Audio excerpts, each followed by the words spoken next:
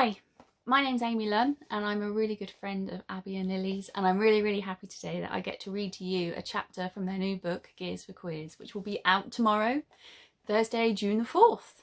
And it also happens to be my birthday, so having your best friend release their first book on your birthday, it's a really good birthday present. I loved reading this chapter. It felt like a little bit of a spoiler because I haven't read the rest of the book, but I'm really excited to get to read the rest. Okay, so this is Abby's chapter and it is day 71, Glun to Saint-Georges-les-Bains. Merci beaucoup, I called to Isabel, her husband David and the kids as we pedalled off down the cobbled path. We were both glowing with happiness. They had surprised us that morning with a breakfast of fresh bread straight from the local bakery and a selection of jams, including a homemade chestnut spread. Then, in another act of kindness, they sent us off with 2 large baguettes. I can't believe how lucky we are, Lily gushed. That was so lovely. They were so lovely. It just makes you feel better about the world, right? Like you go through life being told you should fear strangers, and then you realise that actually the majority of people don't want to hurt you.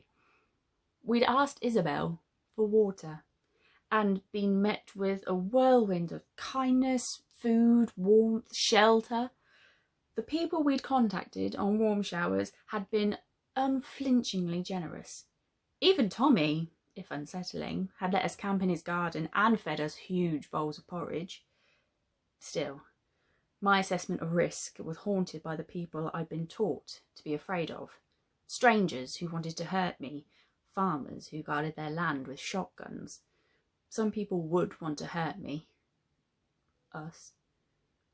My anxiety and the limits it placed on both of us stopped me from doing the tour how I felt it should be done. The stories I'd read about cycle touring all suggested that if you asked, the world would provide.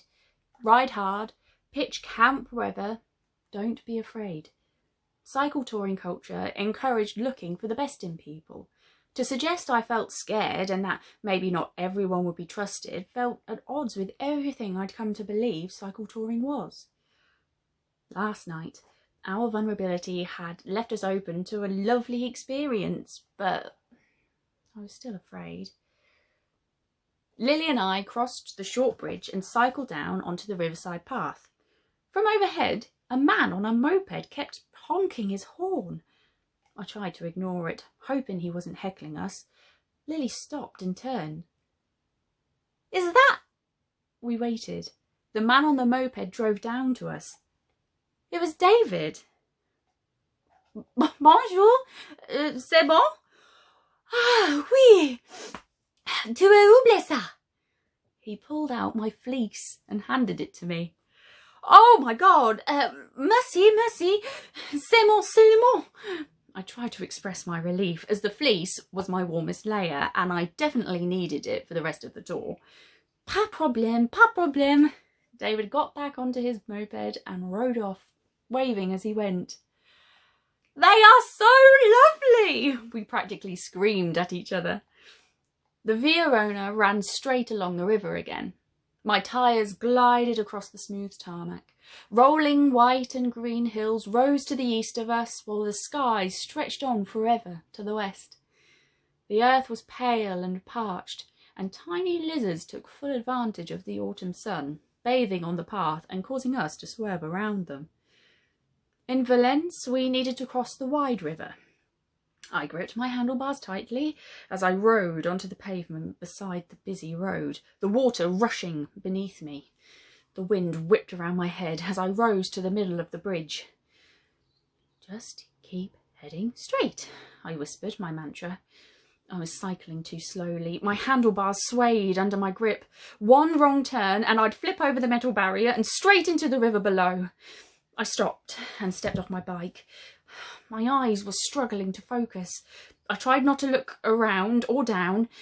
I didn't want to orientate myself, didn't want to remind my brain that I was suspended 50 feet above water. A strong gust of wind swiped at my glasses. The bridge was trying to blind me. It wanted me to stumble around unseeing until I tripped and threw myself into a watery grave.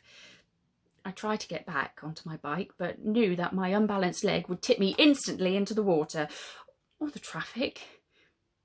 I began plodding, pushing my bike towards the other bank. I could feel its full weight. If I dropped it, it would somehow bounce over the railing. Lily waited for me over the other side. "You forgot this." They handed me a piece of string, which attached my glasses around my neck. I grabbed it and put it in my basket. I'd be better prepared for the next bridge. I had a renewed confidence that we would find somewhere to sleep after staying with Isabel, and I let myself simply enjoy the route. We hadn't been riding long when we spotted a small municipal campsite. "It looks open," Lily exclaimed. "Shall we go for it?" "We've only cycled 20 kilometres. I know. I wouldn't mind the rest though." Lily looked at me kindly. I'm not going to lie, I would too. It was decided.